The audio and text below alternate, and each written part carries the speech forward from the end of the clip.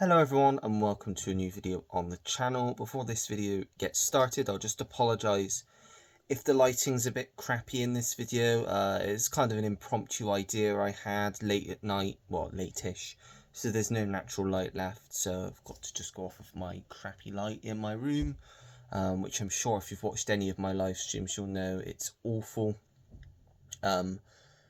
I am going to try and get it. It might be the lampshade itself that's causing the light to be dodgy. I'm not sure. I'm going to have a look to try and fix it because I don't want to spend loads of money on a ring light if it's just actually that light that needs to be changed, because it is a bit of a crappy light and the light shade's a bit crappy as well. So apologies anyway, moan over. Yeah, I thought of a different type of video today, not specifically the films I recommend themselves, but this is some of the best deaths in film. Or it could be that they're gory, they shocked me, anything like that. They were particularly cool, well done. I thought I'd do like a top 10 deaths basically in film. I think I've chosen some pretty solid ones. There's probably more out there, but these ones I think are pretty solid. So yeah, but let me know some of your favorites in the comments below afterwards. So kicking off at number 10, this is more for the style of the deaths, and there isn't one particular death I would say. It was just the style of the deaths within this film, and that's 2008's Wanted. Angelina Jolie, James McAvoy, is it Timur Bekmambetov? Is that how you pronounce his name? Yeah, Timur Bekmambetov. Yeah, whatever. About assassins, basically, and there's a lot of slow mo. You see the bullets and how they travel, and yeah, awesome kills in this because of, I think, the use of the slow mo mixed in with just stylized action violence, I think works really well and works towards like the tone of this film. So yeah, my number 10 is Wanted. Now this one is, I suppose, again, violence in general, but with the specific death, which is the first death in the film itself, which kind of shocks you, kind of sets you, oh, this is what this film is going to be like. I don't know the name of the character because he is not in it for very long at all. And I don't think it says on the back the actor's name either. Although I think I know the actor, but I can't think of his name in my head. Yeah, I can picture him, but I can't think of his name. But yeah, this is right at the start, and that is Kingsman: The Secret Service.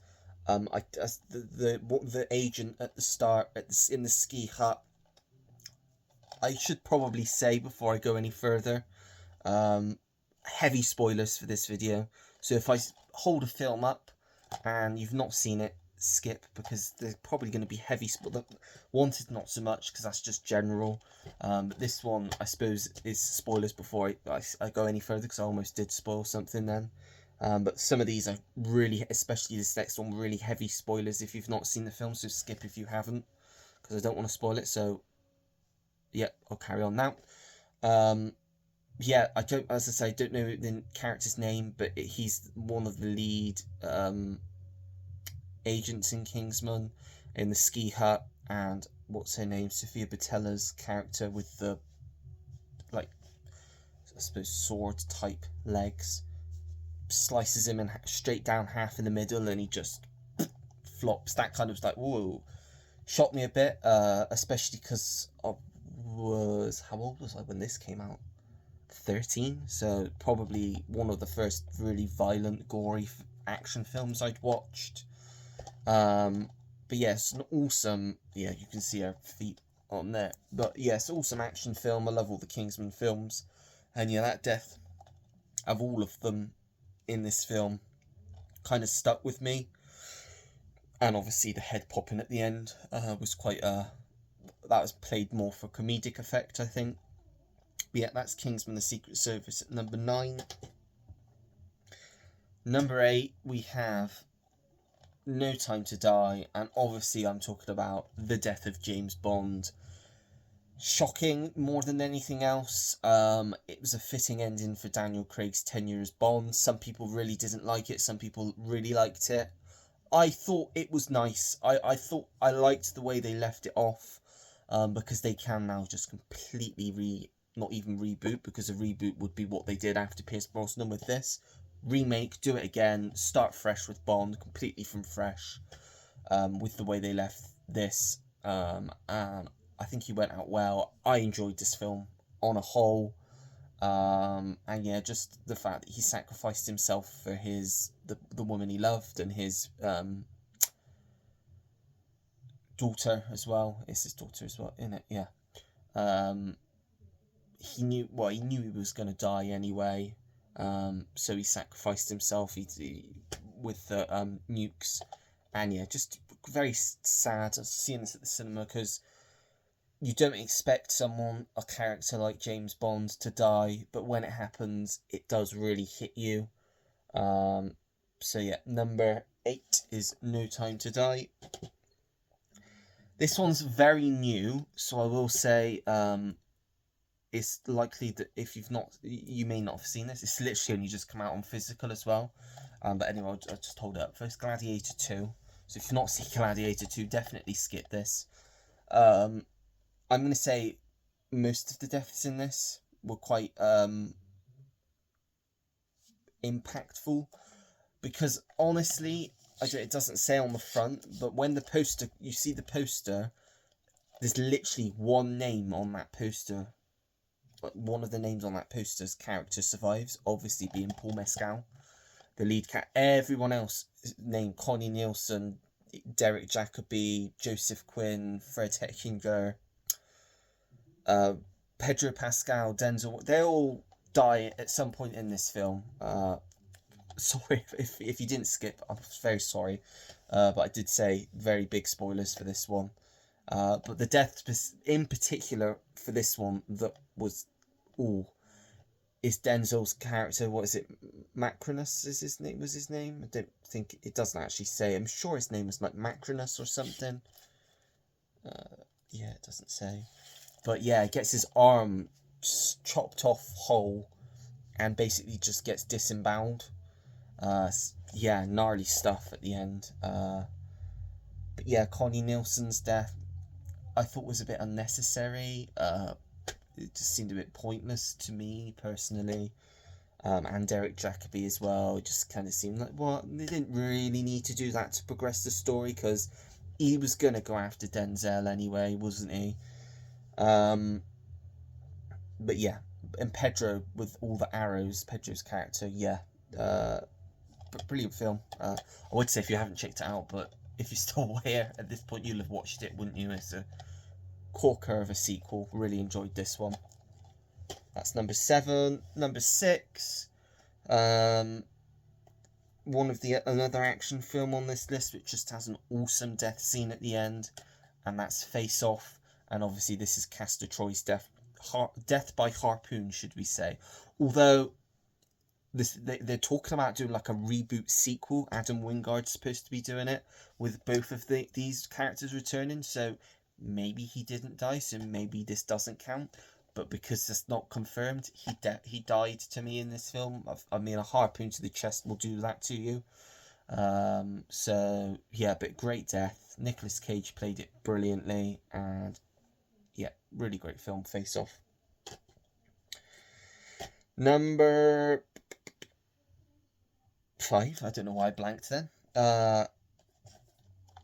Goodfellas, of course. I'm talking about Joe Pesci's character's death. I don't know why I can't remember his character's name, but just the whole atmosphere, the tension built up, and just the fact that he's led to this room. The room's empty, and then you see the look on his face. He realizes that's it for him. He's a goner, and then that's it. Shot in the back of the head. Could have also mentioned another great Joe Pesci death. Another Martin Scorsese film, Casino. Very brutal. If I'm not going to say it because you may skip to this bit because you still see me hold Goodfellas, but yeah, his death in Casino was also very, very brutal. Goodfellas. Then number 4, we have one of my favourite films, Fargo. Of course, it's not on the front and it's not on the back. But I'm talking about the wood chipper kill. I'm sure it was Steve Buscemi's character that goes through the wood chipper. Very brutal, very gory. Yeah, well, you just see blood, don't you? But yeah, brilliant film, and really brutal death. Fargo. Then we're going into my top 3 now. Number 3, we have 2020's The Invisible Man, Leigh Whannell. The restaurant scene, that death, whew, comes out of nowhere. You just don't expect it. It's very sudden. It made me jump out of my seat for definite. But it almost makes you go, what the... I'm not going to say it, but you know what I mean. Because it just comes completely out of left field and shocks you. Yeah, that's why I've put it this high up, because it impacts you quite a bit when you watch it if you've not seen it. Whew, yeah, I need to give this another watch, because I've actually not seen it since the cinema, and the Blu-ray's been lying on my shelf for I don't know how long. So yeah, I need to give that one a watch again, because that was a cracker of a film. The Invisible Man. Coming up at number 2, we have 2020... Sorry, I've completely gone off then. I think it's 2 or 3. Is it 2022? Yeah, 2022, I think. X. And this is the barn scene with, I think it was a nail and an eye. That's all I'll say. Ooh, yeah, you feel that. You definitely feel that. Oof. Yeah, just thinking about it, it's quite hard. A lot of the deaths in this are bloody brutal. In fact, all of the deaths in this are brutal. Yeah, I've not actually watched Pearl yet, but I really want to watch that, because I've heard a lot of people say they like it more than X. And then obviously got Maxine as well. I have actually got Pearl. Don't know where it is. Somewhere. Yeah, I have absolutely no idea where I've put that, but it is up on the watch pile shelf somewhere. So I'll get to that at some point. But X, yeah, really like this one. And very brutal kills, especially that Barnes kill. Coming in at number 1, one of my favourite deaths from cinema. It's just such a rewarding, satisfying death, and very funny, cheesy dialogue. Yeah.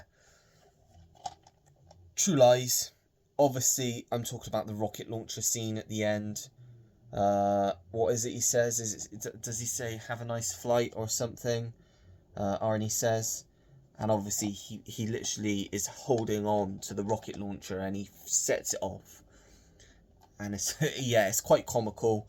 But it's just so awesome. I just love this. I love this film.